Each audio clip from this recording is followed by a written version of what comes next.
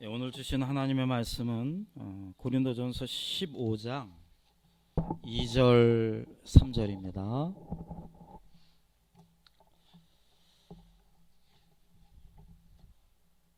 우리 같이 한번 읽어볼까요? 너희가 만일 내가 전한 그 말을 굳게 지키고 헛되이 믿지 아니하면 그로 말미암아 구원을 받으리라. 내가 받은 것을 먼저 너희에게 전하였노니 이는 성경대로 그리스도께서 우리 죄를 위하여 죽으시고. 아멘. 하나님께서 사도 바울을 통해서 저희들에게 주시는 하나님의 귀한 말씀입니다. 여러분 스포츠 좋아하세요? 지난주에 볼링 우리 했는데 우리 2달간 설거지 예찬 아빠가 1등을 했습니다. 잘하시더라고요. 예찬 아빠가 두 번째 게임에서는 꼴찌를 했습니다. 네, 그래서 이분이 이 타이틀에 강하구나. 제가 무섭더라고요. 그래서 2달간 설거지를 안 하게 되는데 저도 참 스포츠 좋아합니다. 여자 스포츠 선수 중에서 제가 존경하는 스포츠 선수가 있다면 역도 좋아하세요? 역도. 보는 것만 좋아하죠. 장미란 선수를 보면 참 많은 걸 배웁니다. 아주 귀한 크리스찬인데 아주 이렇게 나와서 얘기하는 거 보면 아주 하나님에 대한 고백, 또 하나님에 대해서 참 이야기를 잘하고요. 김연아 선수도 참 훌륭하죠. 그리고 요즘 제가 그 안세영 선수 배드민턴 세계 챔피언입니다. 넘버원인데 이 친구가 참 이야기하는 거 보면 제가 많은 것을 배웁니다. 영상이 준비됐나 모르겠는데 잠깐 한번 볼까요? 우리 안세영 선수 말씀하시는 거 안 됐나요? 그래요? 그러면 제가 말로 전하겠습니다. 이 친구가 계속해서 자기가 이대로 끝나는가 하면서 다시 한번 각오를 합니다. 그래서 자기가 내가 365일 매일 내가 운동을 하겠다.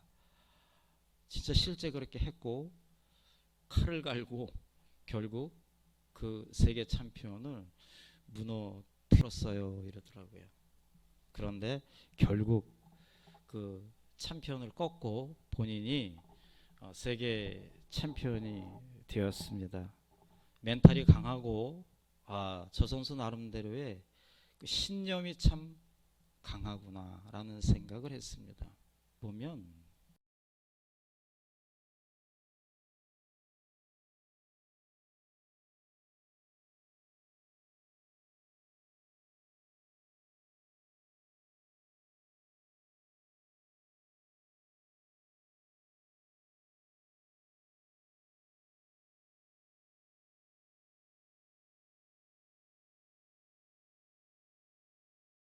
그 사람이 어떤 신념을 갖고 살아가는가를 알 수가 있습니다. 굳이 나는 이러한 신념을 갖고 살아갑니다 말 안 들어도요, 그 사람이 행동하는 걸 잘 보고 말하는 것을 잘 보면 이분이 어떤 신념을 갖고 그것을 알 수가 있어요. 구약 시대에 많은 인물이 있는데 이 신념이 믿음의 신념이 아주 강한 사람이 있다라면 욥입니다.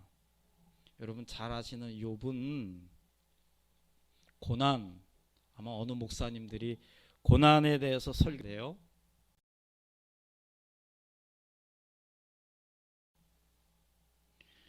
이 욥은 당시에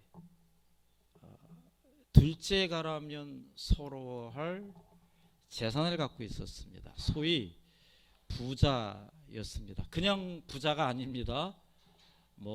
지금으로 치면 대기업을 거느린 회장 정도가 될까요? 예, 부자 아주 갑부였습니다. 자녀들도 신앙심으로 잘 키웠습니다. 직원들에게도 참 잘합니다. 그러니까 뭐 그 주변에는 이 사람을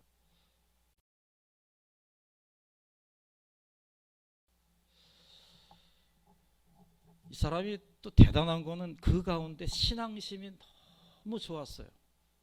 어느 날 사탄이 하나님에게 이렇게 말합니다.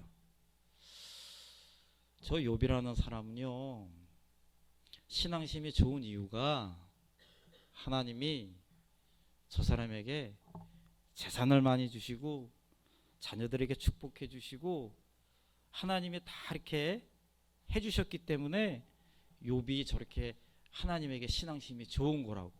만약에 저 재산을 다 빼앗고 자녀들이 사고를 당하고 저 사람의 건강을 문제가 된다라면 저 사람은 반드시 하나님을 버릴 것입니다. 이렇게 사탄이 하나님에게 이야기합니다. 하나님이 아니라고. 내가 아는 욥은 그렇지 않을 거라고 하나님이 말씀하십니다. 그랬을 때 사탄이 계속 시비 겁니다. 아니, 하나님이 다 이렇게 해주셨기 때문에 저 사람 재산 다 잃으면요, 그날로 하나님을 배신할 겁니다. 이렇게 이야기합니다. 하나님이 좋다. 그러면 너가 욥의 목숨만을 남겨두고 너 마음대로 해라 그랬습니다. 하나님 허락하셨어요. 여러분, 이 귀한 메시지가 있습니다. 하나님이 허락하셨어요. 사탄이 옳다구나, 욥이 키우던 짐승을 다 죽입니다. 여기서 사건이 터졌다고 소식이 듣자마자 또 다른 곳에서 사건이 터졌다고 계속 보고가 들어옵니다. 욥에게. 그래도 욥은 끔찍하지 않습니다. 그런데다 갑자기 자녀들이 사고를 당합니다. 목숨을 잃습니다. 하루아침에 소위 말해서 쫄딱 망합니다. 자녀들이 아무런 이유 없이 죽었습니다. 거기에 갑자기 자기 온몸에 문제가 생깁니다. 나중에는 기왓장으로 자기의 몸을 이렇게 피가 나도록 긁지 않으면 살아갈 수 없을 정도의 몸이 만신창이가 됩니다. 그 순간에 친구들이 찾아옵니다. 그럼 친구들이 좀 위로를 해줘야 되는데 친구들이 이렇게 이야기합니다. 야, 욥, 너는 모르겠지만 너가 분명히 뭔가 잘못했기 때문에 하나님이 너에게 이렇게 했을 거야 라며 자꾸 원인과 결과를만을 갖고 조롱을 하고 시비를 걸어갑니다. 욥은 너무너무 답답하고 힘들었습니다. 자, 이제 남은 것은 이런 상황에서 욥이 어떠한 고백을 하느냐입니다. 여러분이 욥이라면 어떤 고백을 하시겠습니까? 제가 가끔 생각해 봅니다. 나의 일터, 내 사랑하는 교회, 내 사랑하는 성도님들, 내 누구보다도 바꿀 수 없는 나의 가족들이 갑자기 사고를 당했다면 어떻게 되었을까? 한국의 유명한 소설가는 아들이 미국에 유학 보냈는데 그렇게 명문대를 들어가고 잘 나가다가 어느 날 고속도로에서 꽝 해가지고 한순간에 목숨을 잃었잖아요. 그랬더니 그분은 전에도 한번 말씀드렸던 것 같은데 성경책을 한 장 한 장 찢죠.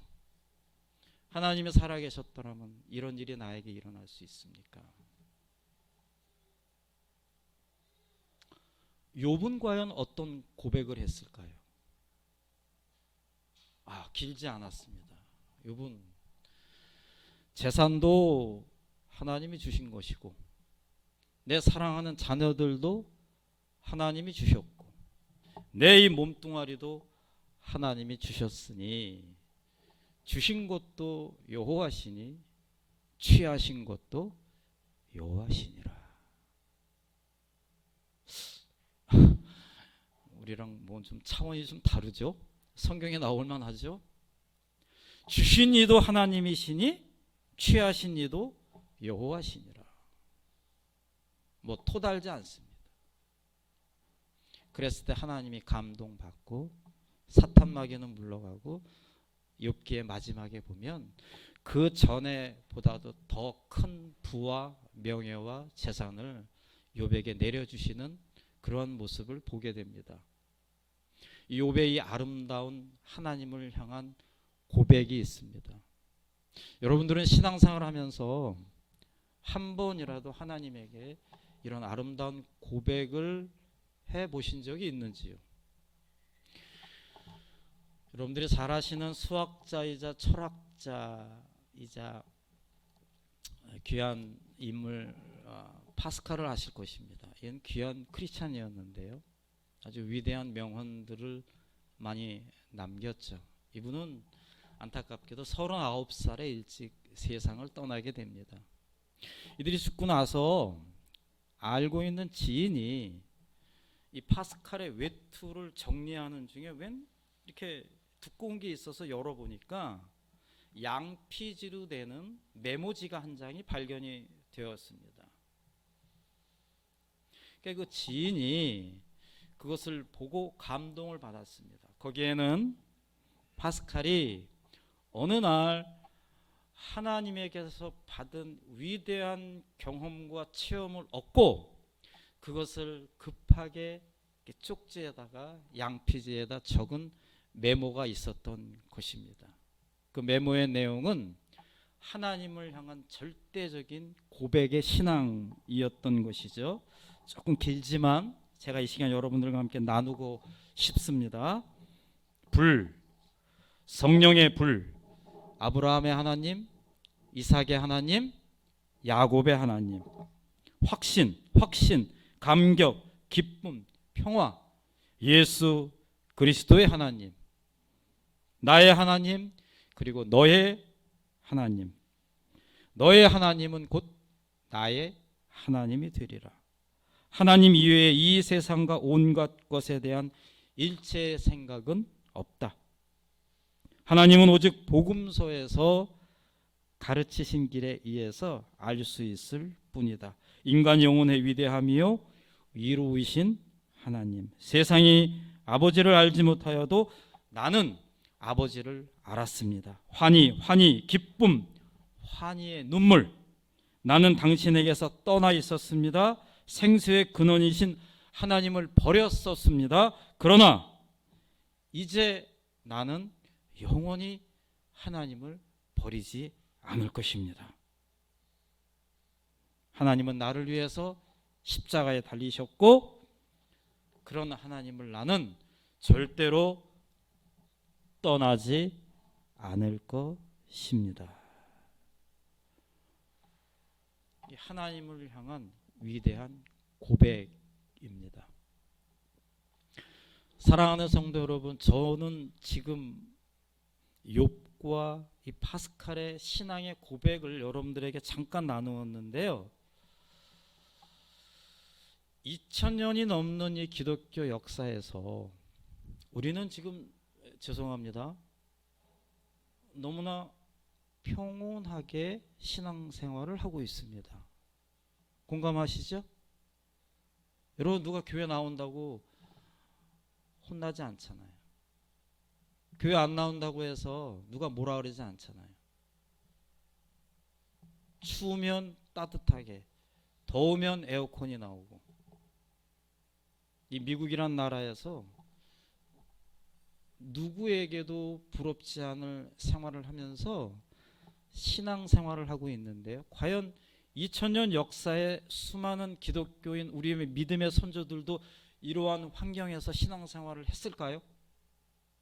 그들은 목숨 걸고 예수님을 믿었습니다. 목숨 걸고 교회를 다녔습니다. 목숨 걸고 찬양을 했습니다. 목숨 걸고 신앙을 고백했습니다. 그들은 우리들에게 계속 바톤을 이어줬습니다. 신앙을 이어줬습니다. 교회를 이어줬습니다. 우리는 지금 그걸 받았고 우리도 언젠가는 우리 후손들에게 그런 것들을 넘겨줘야 하는데요. 무엇을 넘겨야 할 것입니까? 여러분 자녀들에게 어떤 것을 넘겨야 할 것입니까?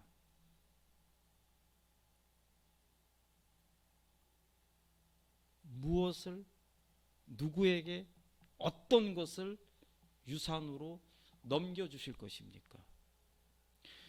우리 믿음의 선조들은 우리들에게 돈을 물려주지 않았습니다. 명예를 물려주지 않았습니다. 그런데 신앙 고백을 물려주었습니다. 목숨 걸고 지킨 그 어떤 것과 또 타협할 수 없고 그 어떤 것과도 양보할 수 없는 그것을 우리들에게 물려주었는데요. 그것이 바로 여러분들이 오늘 예배 시작하기 전에 암송했던 사도신경입니다. 사도신경. 여러분이 교회 다니는 한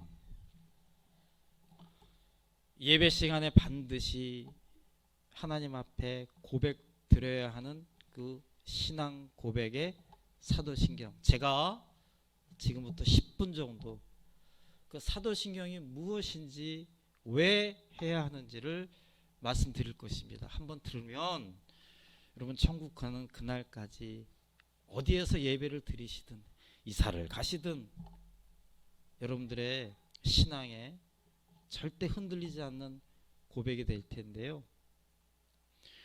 여러분 생각해 보세요.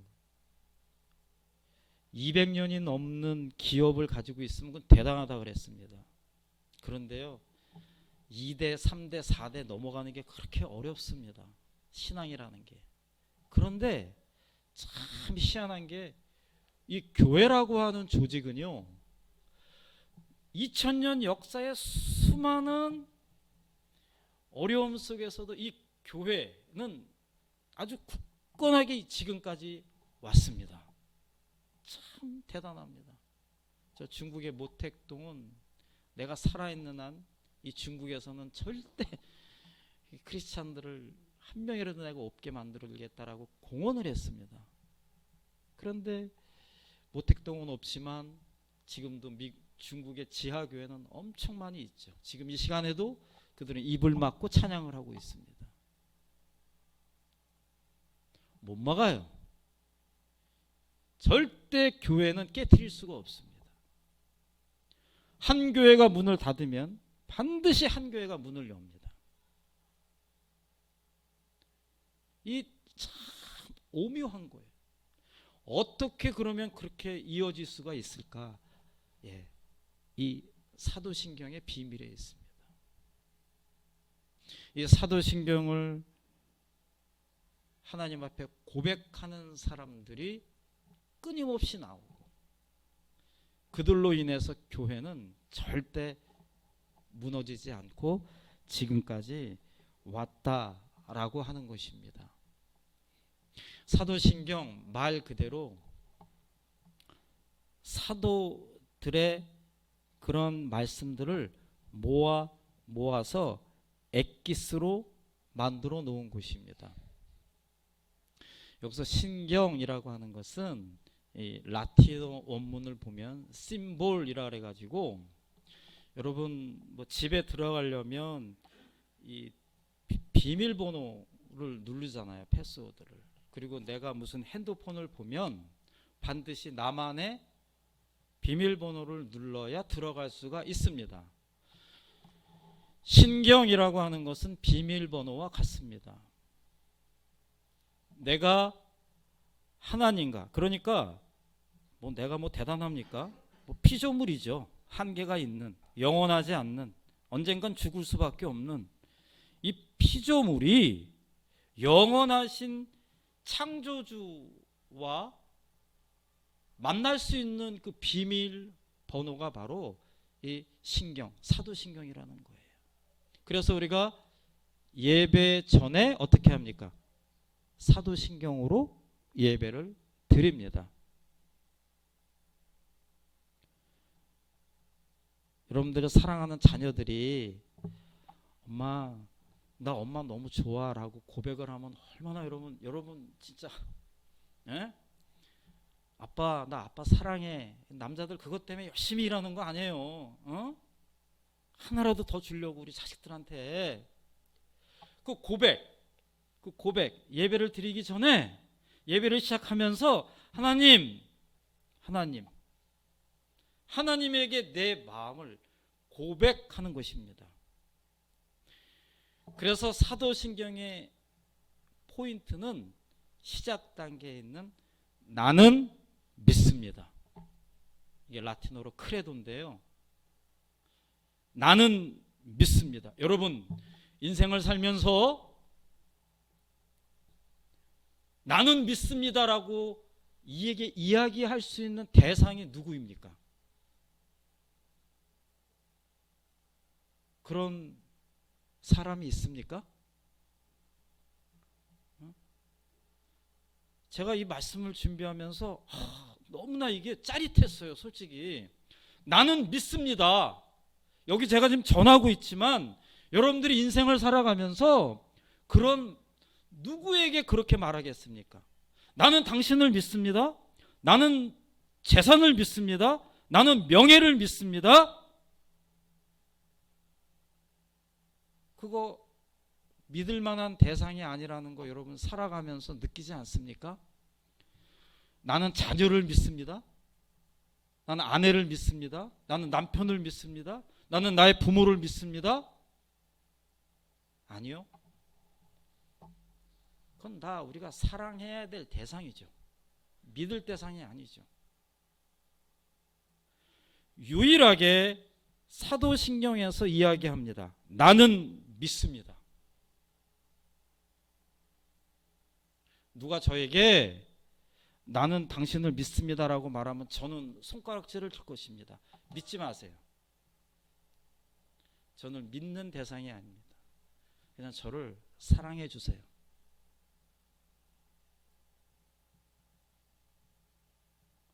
누가 대화하면서 저는 돈을 믿습니다. 예, 저는 웃을 것입니다. 뒤돌아서서. 예, 경험해 봐야 합니다. 우리의 필요한 것이지 믿을 대상은 아니라고 하는 거죠. 그런데 2000년 역사에 우리의 믿음의 선조들은 매 주일마다 내 믿음이 흔들릴 때마다 이렇게 외쳤습니다. 나는 믿습니다. 나랑 대화하는 사람이 이 사람이 크리스찬이야? 아니야? 어떻게 압니까? 얼굴을 보고. 그런데 예배 시간에 그분이 만약에 큰 소리로 나는 믿습니다라고 고백한다라면 저는 그분을 알 것입니다. 저분 크리스찬이구나. 근데 예배 시간에도 고백을 안 해요. 그거 어떻게 압니까? 이마에 써붙이고 다닐 수도 없고 나는 크리스찬이라고. 그러니까 밥 먹을 때도 기도 안 하게 되는 것이고 누가 물어보면 크리스찬 대답하는 것을 주저주저 하는 거죠. 나는 믿습니다. 나는 믿습니다. 자, 그러면 무엇을 믿습니까? 이 두꺼운 성경책을 사도들은 보며 또 보며 이것만은 절대 양보할 수 없어. 이것만은 내가 목에 칼이 들어와도 양보를 못해. 내가 이것을 강조하면 나는 지금 당장 사자밥이 되는 거야. 저 사자밥이 돼서 나는 죽게 되는 거야. 그래도 이 고백을 하게 됩니다. 나는 믿습니다. 자, 무엇을 믿느냐? 나는 전능하신 하나님을 믿습니다. 나는 예수님을 믿습니다. 예수님의 동정녀 탄생과 예수님의 십자가와 예수님의 부활과 예수님의 승천과 예수님이 이 땅에 다시 오실 것임을 나는 믿습니다. 동정녀 마리아라는 말은 굉장히 중요합니다.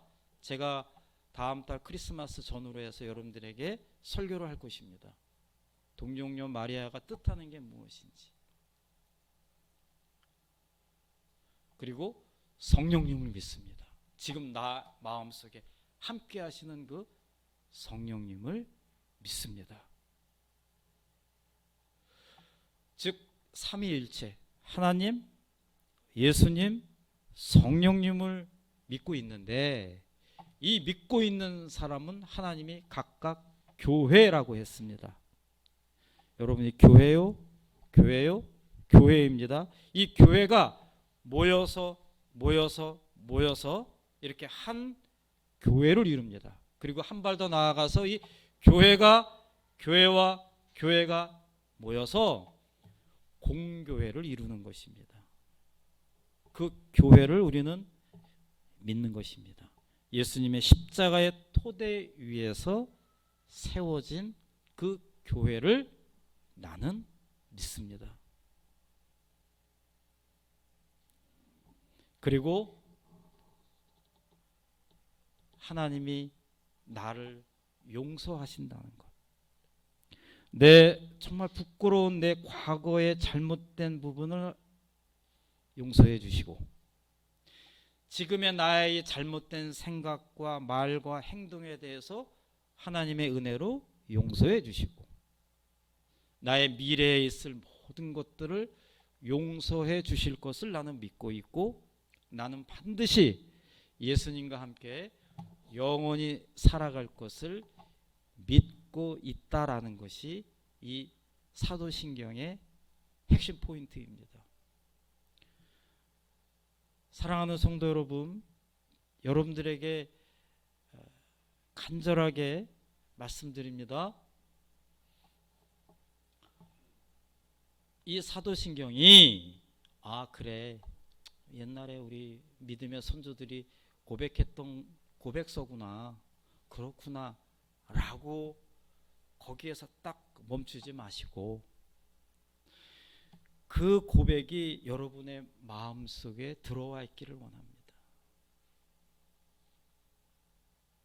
여러분들이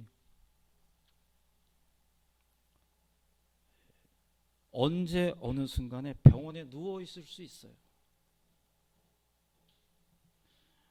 제가 아침이면 이제 가게 문을 열고 막 진열대를 정리하면서 꼭 저는 그 1시간씩 이 이어폰을 끼고 유튜브에 있는 성경 통독을 항상 읽습니다. 듣습니다. 근데 거기에 그 댓글을 보면 너무 은혜롭습니다. 너무 감사합니다. 이렇게 해주셔서 그러면서 참 제 마음을 자극시켜줬던 댓글이 제가 이제 눈이 침침해서 성경을 보려고 해도 못 볼 수 있는데 이렇게 해주니 이렇게 들을 수 있어서 너무 좋다고. 그래서 제가 그렇구나. 저도 솔직히 눈이 좀 좋은 편이 아니거든요. 이렇게 가끔 원고도 봐야 되는데 뭐 이거 배지도 않아요 지금. 그 정도로 잘 안 좋은데 보세요. 어느 순간에 내 눈이 안 보일 수 있고요. 어느 순간에 나이를 먹어가니까 귀가 안 들리고 나중에는 걸어서 교회 나올 수도 없을 때가 와요. 어떻게 합니까? 여러분 그럴 때마다 내가 내 마음속에 내가 다른 건 다 양보해. 그래 내가 이럴 수도 있고 저럴 수도 있고 저럴 수도 있어. 그런데 이 사도신경만큼은 절대 양보하면 안 되는 것입니다. 이 고백, 하나님을 향한 절대적인 고백, 이것은 절대 여러분이 양보하면 안 될 것입니다. 나는 믿습니다. 나는 믿습니다. 여러분들의 가끔 신앙생활이 흔들리고 여러분들이 외로울 때도 있고요. 여러분들이 문제에 부딪혀서 어려울 때 있는데요. 여러분 반드시 사도신경을 또렷하게 읽어보세요. 해보세요. 이거 해본 사람만 압니다. 해보면 어느 순간에 내 마음에 이렇게 벅차오르는 게 있고요. 아, 내가 혼자가 아니구나. 하나님이 나와 지금 함께하고 계시는구나. 그리고 나에게는 든든한 백그라운드가 있구나라는 것을 깨닫게 됩니다. 이 놀라운 신비로움이 있습니다. 감옥에 있던 사람들이 사도신경을 통해서 힘을 냈고요. 부도가 나서 쓰러져서 자살할까 했던 사람들도 이 사도신경을 보면서 다시 일어났고요.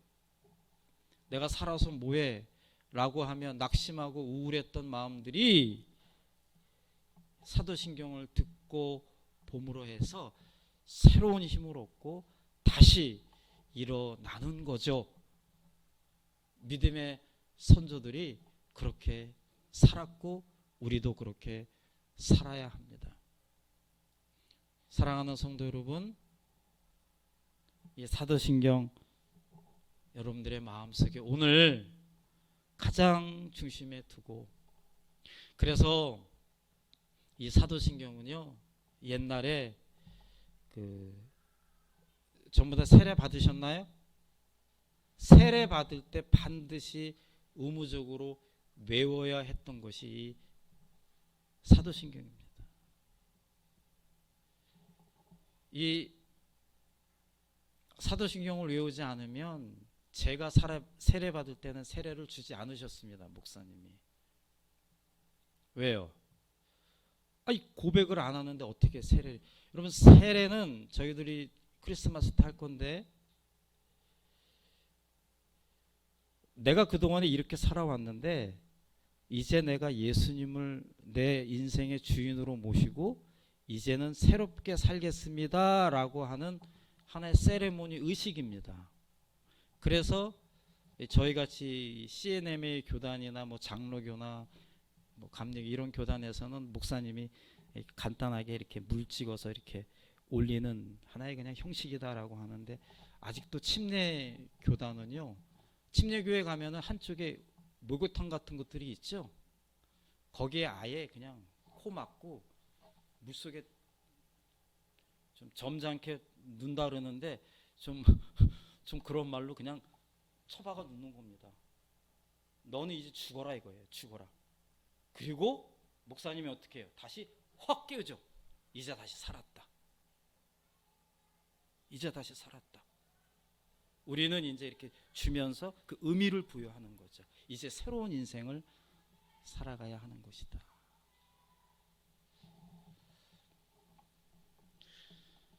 그때 반드시 외워야 되는 게 사도신경입니다. 저희 장인어른, 갑자기 생각나. 장인어른이 돌아가셨는데 우리 윤사모가, 저희 윤사모 집에서는 별명이 뽀통령입니다. 예, 그냥 늦게 태어나가지고 그냥 사랑만 받고 불면 날아갈까 누르면 뭐 터질까 해서 저도 손을 못 대게 했어요. 그냥 온 집안 식구가 그냥 우리 세진이. 근데 이제 집사람 부모님이 교회를 안 다니셨거든요. 근데 이제 막 전도의 날 해가지고 이제 부모를 모시고 온 거예요. 그랬더니 이제 장인어른 장모님이 나오셨어요. 그래서 어느 날 이제 때가 돼서 세례를 목사님이 제가 이제 그 자리에 있었죠. 가족이니까. 그럼 이제 목사님이 질문을 한다고요. 어떻게 우리 김영욱 성도님은 교회를 나오시게 되었나요? 그러면 보통 이제 하나님 믿고 나왔습니다 이래야 되는데 세진이가 나오래서 나왔다고. 이거 세례를 줘야 돼 말아야 돼. 그래서 제가 다시 따로 불러서 아버님 그렇게 대답하면 안 되고요. 이렇게 해서 이제 그런 어르신들에게는 어르신이니까 어떻게 해요? 응? 외우질 못하니까 반드시 그분의 입에서 그것을 보고 사도신경으로 고백하게 합니다. 그 고백이 돼야 세례를 주는 거예요. 그 고백을 안 하면 그건 가짜입니다. 하나님을 안 믿는데 어떻게 세례를 줘요? 그래서 세례식 받은 사람도 이렇게 성찬식 할 때 어떻게 해요? 목사님이 반드시 멘트를 합니다. 지금 혹시 마음에 부담이 있고 조금 불편한 마음이 있는 사람들은 성찬식에 참여하지 못하게 합니다. 그게 다 이유가 있는 거예요. 뭐 그냥 형식이 아니라. 그만큼 이 사도신경은 무척 중요합니다. 앞으로 우리 교회 성도님들은 날마다 매일같이 이 사도신경을 고백하시고 이 사도신경을 통해서 여러분들의 그 하나님을 향한 놀라운 사랑과 은혜와 감사를 하나님 앞에 고백함으로 해서 하나님께 사랑받고 하나님께 칭찬받고 이건 정말 내 새끼다 이렇게 하나님께 인정받는 저와 여러분 모두가 되시기를 간절히 축원하겠습니다. 기도하겠습니다. 하나님 감사합니다.